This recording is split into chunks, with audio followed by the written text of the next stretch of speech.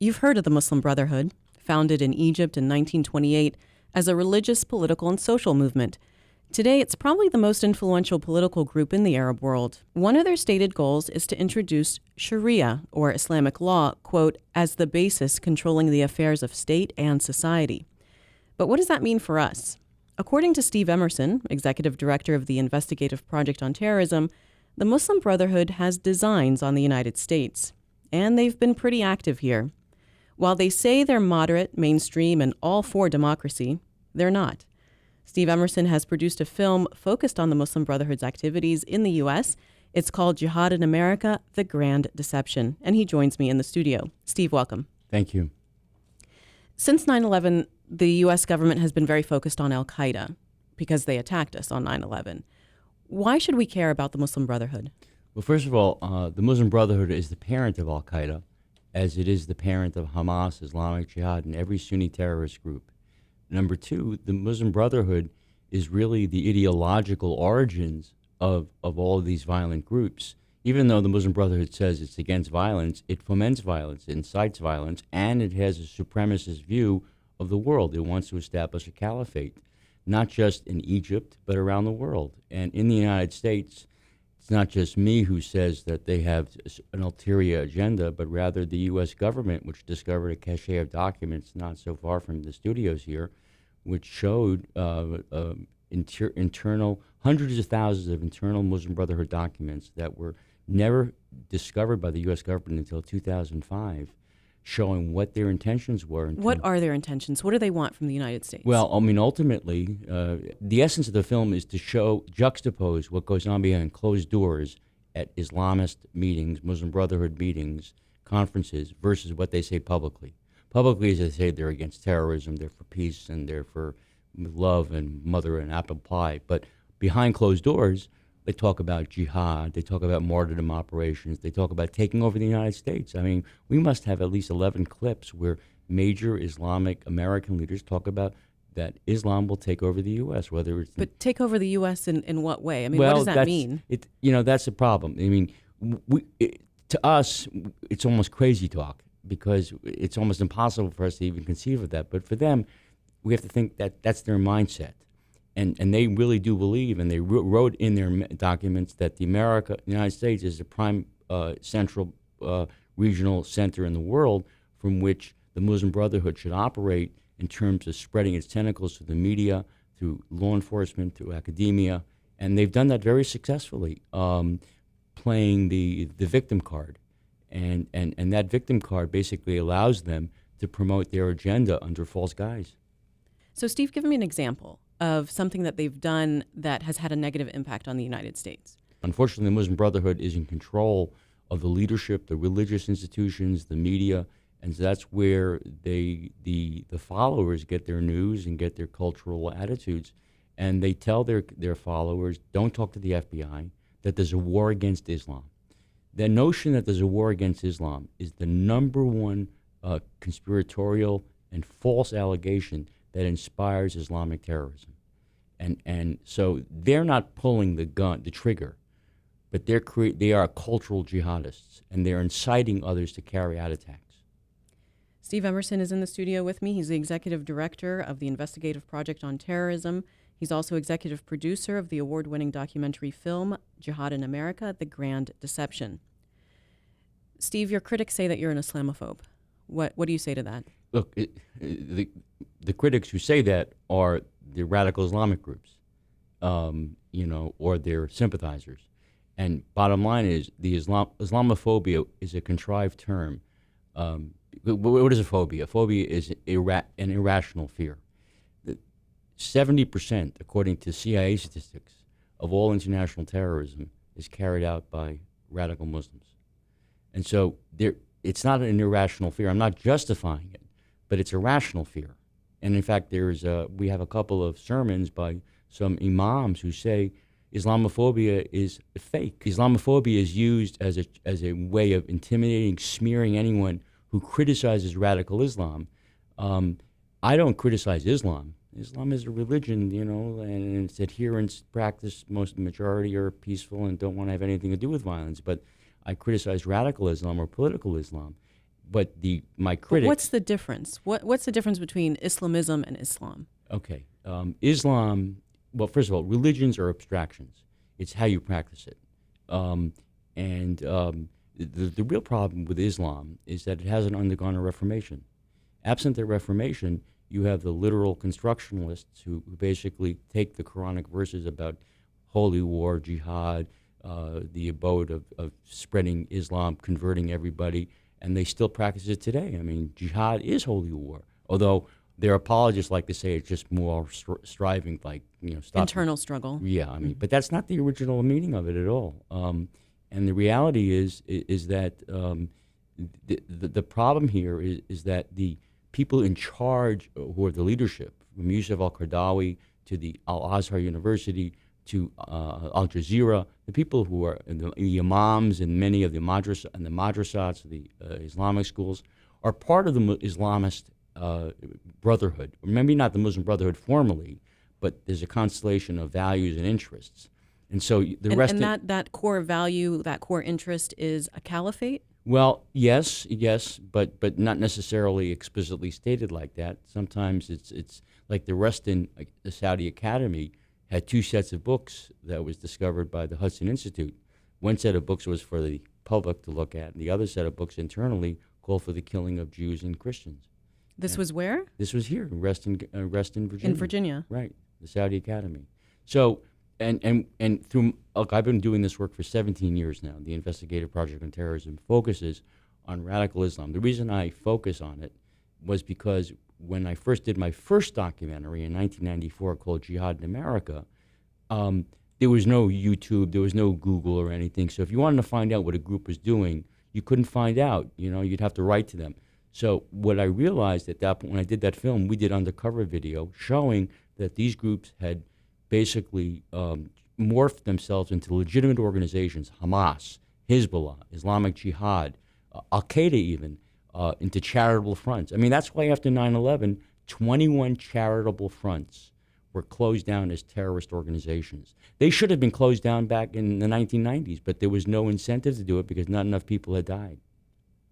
Steve, as a society, we have a lot of collective guilt, and it's justified, from slavery and segregation and the internment of the Japanese Americans and McCarthyism.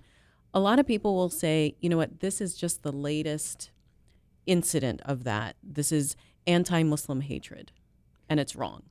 There isn't anti-Muslim. I mean, the bottom line is, if you look at the stats, let's say the hate crime stats that the FBI produces, if you look at what the Islamic groups say, they say that there's a vast majority of hate crimes against Muslims, and this Islamophobia led by Steve Emerson that causes that. And bottom line, if you look at the stats, an average in the last 10 years of only about 11% per year of hate crimes are carried out against Muslims. 80% are carried out against Jews. So one, there isn't this vast amount of hatred. Number two, Americans are very accepting here. Latest public opinion polls, even in New York, after the Ground Zero mosque episode, showed that a majority of New Yorkers, welcomed another mosque, just not built at Ground Zero. So there isn't the vast hatred. What's happened is that the Islamic groups thrive under the notion that they're under attack. This is their raison d'etre. You're saying they promote that idea? Absolutely. They promote the idea that they're under attack since 1095. They remember 1095, the year of the First Crusades, as if it happened yesterday. And they believe the West has been engaged in a conspiracy to subjugate Islam. Why? Because Islam used to be on top of the world during the 16th century. And then it basically receded after the gates of Vienna. And it lost out on the Industrial Revolution, the Renaissance. It lost out on all of the major movements in the West. The West progressed. Now, literal structural Islam is supremacist by the Muslim Brotherhood. They believe they should control the world. The world is divided between Dar al-Harb, the house of war, where Islam doesn't reign supreme and you can wage war to impose it, and Dar al-Islam, where Islam does reign supreme. And so the only way they can explain the fact that they're not on top of the world, as they often say, is it must be because a Western conspiracy. Yes, it's a conspiracy. And no other ethnic group, look, ethnic groups who come to the United States want to integrate. Okay? Now, of course, there are other groups, there's the mafia, Italian mafia, and there are, Colombian drug cartels, the Japanese Yakuza. These are ethnic groups that are engaged in violence or criminal conspiracies. We have no problem talking about their ethnicity. But now you cannot use the term radical Islam. I mean, this administration has prohibited that term, and it started under the Bush administration. So when I was on Hannity and Combs several years ago, and by the way, if people at Gitmo really wanted the prisoners to talk, they would have put them in front of Alan Combs for 3 hours instead of pulling their fingernails. But having said that, Alan Combs said to me, Islamic fascism is a racist term. So I said, how about Islamic militant? Racist. How about Islamic extremism? He said, racist. And then I said, how about white racist? That shut him up. And boys, if you can't identify your enemy, then you can't defeat him. This is not a war against terrorism. It's a war against radical Islam that they imposed on us. Steve Emerson is in the studio with me, Executive Director of the Investigative Project on Terrorism. We're discussing his film called Jihad in America, The Grand Deception. You were originally a journalist. How did you get involved in this and start the Investigative Project on Journalism? Well, I can tell you on that, terrorism, sorry. Sure. Well, now I'm a recovering journalist. The only thing I really believe is sports scores. I worked first on the Hill, then I worked at U.S. News and World Report, then at the New York Times Magazine for a while as a freelancer, and then at CNN as a special correspondent. What happened was that in 1993, 93, after the first World Trade Center bombing in February of that year, which killed 7 people in New York, CNN asked me as a correspondent to do a special on that bombing, and I proposed to do a special about how these radical Islamic groups had morphed into legitimate organizations in the U.S., and CNN wouldn't do it.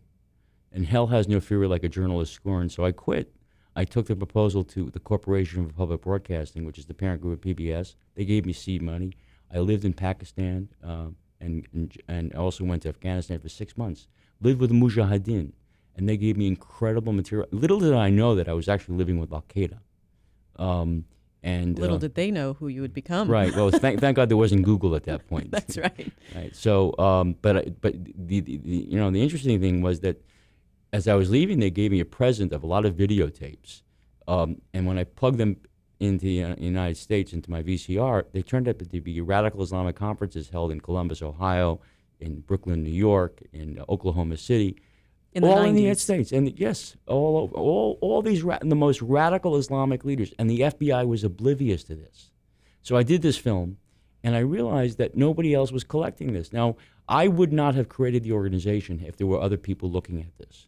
There's the Southern Poverty Law Center that looks at, white racism, indigenous white extremist groups, and there are other groups that look at civil rights groups. But nobody was looking at radical Islamic groups. Nobody. And the FBI was constrained because of civil liberties issues. They could only engage in any investigations to criminal predicates. But political issues was, and still is, prohibited from being investigated. So it's not illegal for an Islamic leader to say death to America. But frankly, politically, if it were known that an advisor to the president or a visitor to the president is saying death to America behind closed doors and yet is being sent abroad by the president as an emissary of the United States, that's a bombshell. And that's happened. And absolutely, many times. And in fact, we documented in the film. On your website, you've got a link called Send a Tip. What is that? That's for people who want to, who have inside information or have, who've come across information and, don't have the capacity to further investigate it. But have you gotten things through that? We have gotten things through that. We got from government officials and from other private citizens. And, not all of it pans out, but some of it has been phenomenally, remember, people don't always know what they're looking at. The Chautauqua Institute invites all these radical Muslim leaders to speak there as moderates, but in fact, behind closed doors, in other sessions, these leaders say other things about calling for jihad, and so there's deception. That's why I call the film The Grand Deception. It actually came from a wiretap of a Hamas meeting in 1993 that the FBI wiretapped of Hamas leaders, and they talked about deception and how they were going to use deception to fool the American public into creating a political group in the United States to promote Hamas under a civil rights banner. And so that's why I called it The Grand Deception. And the deception has been very successful in Congress, Hollywood, the media, and the government. And it's not just successful in terms of unwitting deception. Sometimes there's witting collaboration. Let's talk about in 2004, because there was a man picked up for taking pictures of the Chesapeake Bay Bridge in Maryland. He was linked to Hamas, and then the FBI, I guess, raided his home. What did they find? They found the most startling and important cache of national security documents since the pumpkin papers of Al Geerges back in the 1940s. It was the most startling discovery, hundreds of thousands of documents. This man, Ismail al-Barassi, was the archivist of the Muslim Brotherhood in the United States, and he kept records of everything: who got paid, who were the officials, where they were getting their orders from, what their plans were. It was amazing that the U.S. government had no knowledge of this, and yet it was the biggest find ever, and they used it. They've declassified only 5%. We've seen a lot more, and it's phenomenal material. There's something called the explanatory memo. What's in that? The explanatory memorandum is one of the major memorandums that was written by the Muslim Brotherhood back in 1991, talking about the need for a civilizational jihadist process. What do they mean by that? They explained that the U.S. has to be destroyed from within, that they would infiltrate and destroy the United States and crumble it from within. Destroy what exactly? The Constitution? Destroy our freedoms, destroy our way of life, basically. And impose Sharia on the United States? Well, they didn't say impose Sharia. They talked about that this was a kufar or an apostate system, and that the Ikhwan, or the Muslim Brotherhood, needed to destroy this regime, this way of life here. Now, again, they're not very specific always in terms of their techniques, but they have the agenda, and one of the ways they do it is by infiltration into academia, infiltration into the media, so that infiltration in Congress, infiltration into the Department of Justice. So they have friends who do their bidding. I mean, right now, there was a case just a couple months ago where a prosecutor in Oregon had a petition the Department of Justice to use the word jihad in an indictment of an Islamic terrorist. They were not allowing him to use that word? That's right. Why? Because it's their word, it's not our word. Of course, but we don't allow, this government, this regime, this administration doesn't allow the use of the term radical Islam. I mean, there's a great scene in the film of Eric Holder, the Attorney General, when he's quizzed by Lamar Smith, head of the House Judiciary Committee, and Lamar Smith asked him, was radical Islam a factor in the last series of terrorist attacks? And Eric Holder says, what do you mean? And he says, well, there are many different reasons. And so Lamar Smith says, well, I'm talking about radical Islam. And Eric Holder says, I don't want to demean a religion. And then Lamar Smith says, I'm not talking about a religion. I'm talking about radical Islam. I'm not talking about Islam, the religion. There are a variety of reasons why people do these things. Some of them are potentially religious. Okay, but all I'm asking is if you think among those variety of reasons, radical Islam might have been one of the reasons that the individuals took the steps that they did. We see, you say radical Islam. I mean, I think those people who espouse a version of Islam that is not... Are you uncomfortable attributing any of their actions to radical Islam? Holder wouldn't admit that radical Islam was a factor. It was one of the most incredibly embarrassing episodes that I've ever seen in my life of an attorney general. You also say that there's language manipulation, so they kind of redefine certain phrases. What does that mean? Well, listen, terrorism is redefined. Jihad is redefined. I mean, they define jihad as, the CARE, the Council on American Islamic Relations, which is a Hamas front, as described by the FBI. It was created by Hamas in the 1993 meeting. And they've established themselves as a civil rights group. Deception here, okay? They hide under the civil rights mantle. When in fact, they have an ulterior agenda. We know that. We've taped them behind closed doors. You can see it in the film. I mean, that's what the beauty of the film was. I didn't want it to be polemical. I didn't want it to be rhetorical. I wanted the facts to speak for themselves. And the only way that could happen is if you got behind the scenes, behind closed doors, and got them saying what they really meant and what they really said without knowing that they were being taped. Even the word justice is redefined. Right. I mean, they say, well, who's got a... there's one man, an interesting guy, Abdul Rahman Mohammed, who was a former black Muslim militant who renounces his membership in the Muslim Brotherhood on camera for the first time in the film. And he openly states that who could have a problem with justice? But justice, he says, can only come under the banner of Allah. And until you have an Islamic state, you cannot have justice. That's what he says. So that's what they really mean by justice. Who would ever have a problem with justice? Jihad is just to establish justice. So when you hear the word justice, you think fighting for someone's rights or trying to make sure that no one is mistreated or abused or whatever. That's not how Muslim fundamentalists define justice. Okay? Justice can only come from Allah, from God. We will never have justice until we have an Islamic state, because whoever doesn't rule by what Allah has revealed is an oppressor. The movie we're discussing is called Jihad in America, The Grand Deception. Steve Emerson is in the studio with me. He's the executive director of the Investigative Project on Terrorism. Steve, are you in an echo chamber? I mean, sometimes I wonder if you're only talking to people that agree with you anyway. Sometimes I wonder about that myself. Look, I've said to myself that the moment I become irrelevant, or the moment that I have no impact, is the moment I leave. Although lately it's because I get 300 emails a day and I work 17 hours a day, 7 days a week. But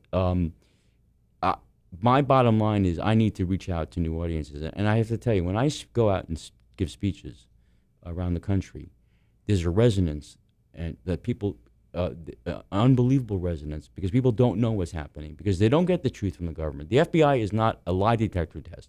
They don't investigate lies or radical Islamic statements unless there's a criminal predicate. And so who's left to do that? It's either the fourth estate, which is the media, and they don't do it. The elite media, look, I can show you emails. I can't show it to you because I know it would endanger my sources. There are emails between CARE, Hamas Front, and reporters for the New York Times and the Detroit News and some other papers where the reporters were saying, how can we help you? And they take verbatim statements given to them by these radical Islamic groups, and they put them in the stories. And we're going to be coming out with a series of stories exposing that soon. But saying what, though? I mean, saying what do they that want? that the Muslims are under attack, that there's Islamophobia, that there's hate crimes galore, which is simply not true. That there are no such, all these Islamic imams who come out with fatwas against terrorism are sincere. Like the New York Times has come out with 2 front-page stories in the last decade showing imams condemning terrorism, saying that they're really sincere. When we did an investigation of the imams who signed the fatwa against terrorism, we found that half of them were unindicted co-conspirators in terrorism trials, and the other half had called for terrorism, actually martyrdom or suicide bombings. So it was a total lie, but the Times reporter played right into their hands. Again, maybe guilt, collaboration, witting or unwitting, but the result is deception, and the American public doesn't get the truth. So we've talked about like the Muslim Brotherhood's media strategy, language manipulation, that kind of thing. But I wonder if you can point to one particular thing, one particular policy that the United States has had that has been changed as a result of their efforts. I can tell you that one policy has been that they've stopped prosecuting material support for terrorism financiers. Eric Holder, the Attorney General, this is actual news because I haven't come out with it yet publicly, has quashed the indictments of several terrorist, of prepared indictments by other U.S. attorneys that were submitted to Main Justice of material support for terrorism by Islamic terrorist financiers, and they were quashed for political reasons. In addition to which, various Islamic charities that were known to be connected to terrorism had their nonprofit status restored to them under this administration because of pressure. And 3, the FBI has cut back on the training of informants, which is the key to solving almost any terrorist attack, okay? It's not the metadata collection, it's informants, it's human intelligence. And they've cut back because of the pressure by these Islamic groups who claim that the informants are instigators, are causing all these problems, when they're not. They're basically just doing what happens in the mafia cases, what happens in cartel cases. They find a conspiracy, they put somebody inside, they don't egg them on, but they basically neutralize them and then they arrest them. But how is an organization like CARE still around and still, working and influential given, didn't the FBI say we're not working with them anymore because we're not sure about their links to Hamas? Right. In 2008, it sent a letter to Congress saying we are no longer going to be involved with them because they have ties to Hamas. And yet, in March of this year, the CARE National Group met in Washington, and they met with 143 members of Congress and law enforcement, like Sheriff Lee Baca of Los Angeles speaks before their conferences all the time.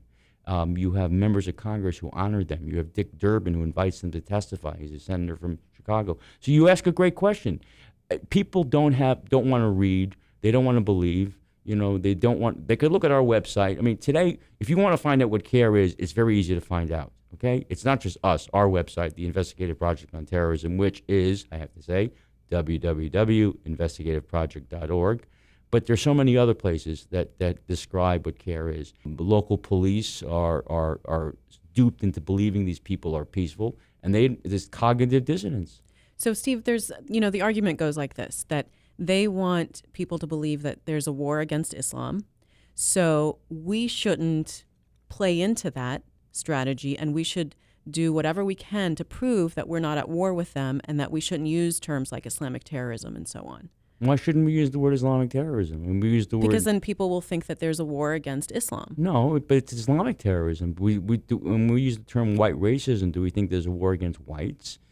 During the IRA Protestant war in Ireland, routinely they referred to militant Protestants. They referred to militant Christians, militant Catholics. Did anyone generalize that all Catholics were terrorists, that are all Protestants? No, of course not. We're not talking about all Muslims. We're talking about what informs their actions.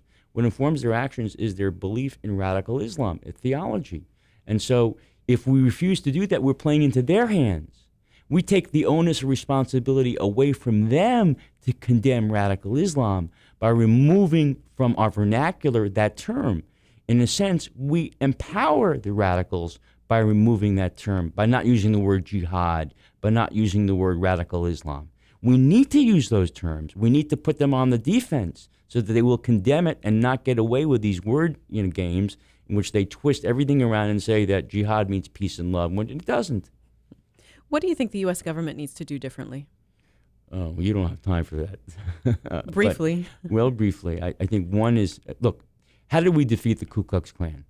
The Ku Klux Klan, years ago, 50 years ago, had tens of thousands of supporters, and today it has maybe just scores.